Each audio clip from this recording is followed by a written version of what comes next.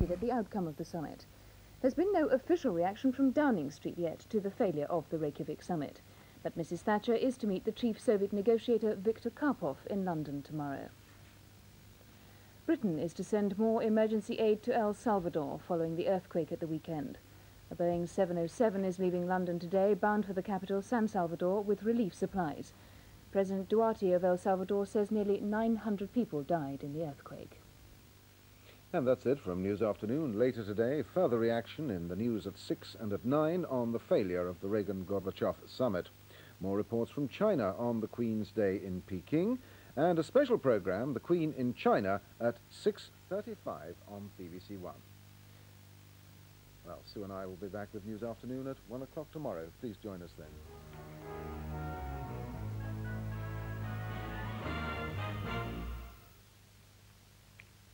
Good afternoon, and now the Spotlight lunchtime news. A 20-year-old Taunton student who'd been missing for 2 months has turned up alive and well in southern Spain.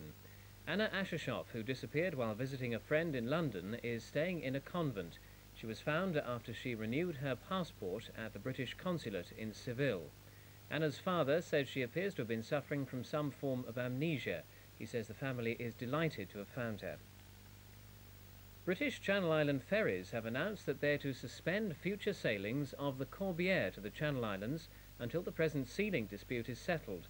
A spokesman for the company says the action's being taken for purely economic reasons. As Corbière came into St Helier for the last time this morning, pickets were waiting for her. She stayed out of port and her passengers were brought ashore by launch. Meanwhile, negotiations are taking place for the sacked crew of the Sea-Link ferry Earl Godwin to take her over and run their own independent cross-channel ferry service from Weymouth. The crew would lease the Earl Godwin from Sea-Link and sail her all the year round to the Channel Islands and France. It's been announced that 50 bus drivers with Western National are to lose their jobs at the end of the month. The company says the redundancies will be voluntary and will include some of the double-decker drivers who've refused to operate Western National's new minibus fleet. The former head of Bickley Primary School near Tiverton has been jailed for 4 years at Exeter Crown Court after admitting acts of indecency with boy pupils. 58-year-old Ernest Lane pleaded guilty to 3 charges of gross indecency with boys of 8 and 9 at the school, and to 2 charges of indecent assault on 2 9-year-old boys on a school holiday on the Isle of Wight. The judge told Lane that he had broken the trust put in him. Education officials in Devon have been reacting to reports that Kenneth Baker, the Education Secretary, has earmarked Plymouth as a possible site for American-style technical schools in Britain. Councillor Connie Pascoe, Plymouth's education spokesman, says she welcomes any opportunity that would give young people a better chance to equip themselves for jobs. But Alliance councillors say it'd disrupt plans to scrap the city's last remaining grammar schools. Finally, villagers at Beer Ferrers, just north of Plymouth, are preventing building work from going ahead on their public toilets.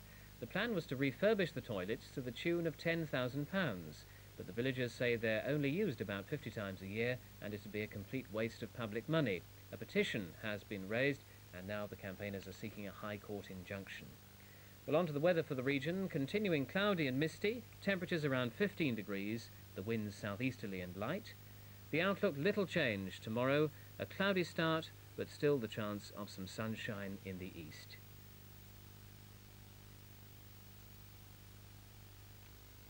Hello. It's always a good idea on these charts to follow back along the railway tracks, or isobars as we call them, and see just where the air you're breathing actually came from.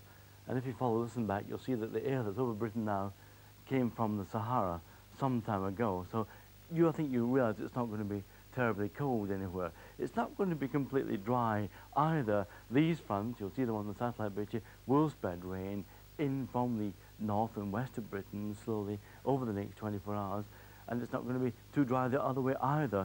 Those are thunderstorms over northern Spain and southern France, and although those are going to move northeastwards and just misses moving off into the Low Countries, they will bring some higher humidities northwards, and there could be some rain in many parts of the country by this time tomorrow. And that's the chart we expect to see by this time tomorrow, with these fronts squeezing in from the north and west and the high pressure drifting off, sadly, the Indian summer with it into the continent, but we do expect a lot of dry weather over the next several days over southern Britain. In the north, with all these isobars, with all these lines, a much more windy and changeable picture over Scotland and Northern Ireland with rain at times. Let me try to put just a bit of detail on that. That's the position we have at the moment. Most places are dry just now.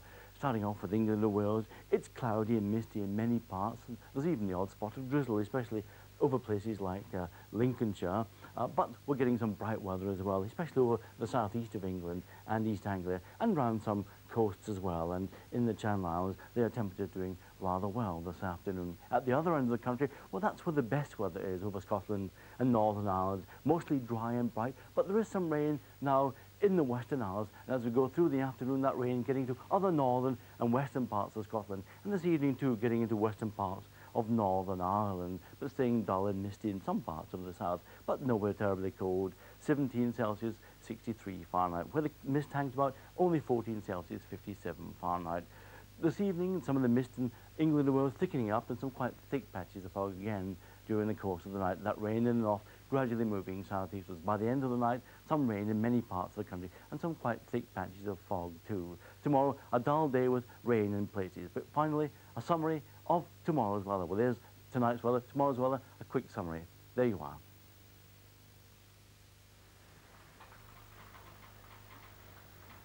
To read some newspapers, you'd think the BBC doesn't worry about the effects its programmes might have, especially on children.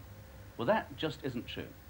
Many of us who work here have children of our own, and we care about what they watch and what's right for them.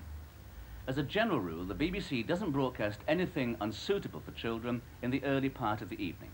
It takes 9 o'clock as the dividing point, as the watershed.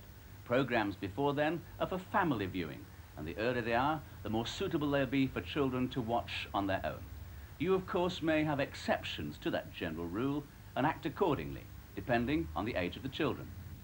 But after 9 o'clock, adults must share responsibility with the BBC and not let children watch when the subjects being dealt with are obviously not meant for young eyes and ears. Not all programmes are like that, of course, after 9 o'clock, but some do have strong language, violence, adult themes, and there's always fair warning of these programmes beforehand. After all, adults are entitled to their share of the television, and the kids are much better off in bed. So, after 9 o'clock, think of the children. We've got a cartoon for you in a quarter of an hour on BBC One, but now, of course, with our very youngest viewers in mind, it's time for today's Seesaw and the great painting job for Bertha.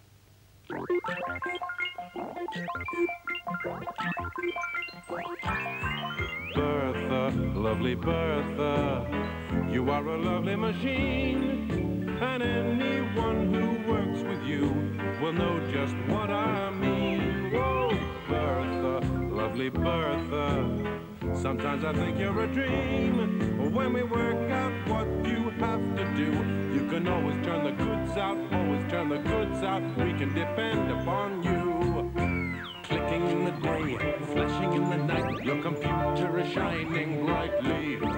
Some people say you have a mind of your own, and I think that's very likely,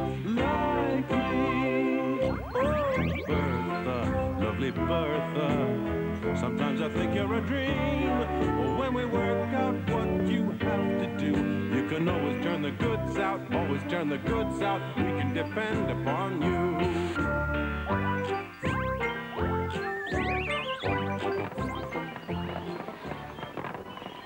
This week at Spottiswoode & Company, Bertha is making jigsaw puzzles. Ted puts the picture in one end